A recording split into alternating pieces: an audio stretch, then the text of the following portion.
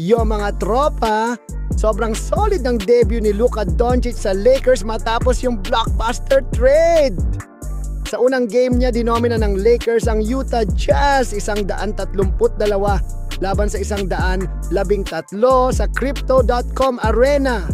Matagal din siyang di nakalaro dahil sa calf injury pero parang di naman naapektuhan. Sa loob ng 23 minuto, nag-drop siya ng 14 na puntos, may 5 rebounds at 4 na assist. First basket niya, step back 3 agad. Ang lakas.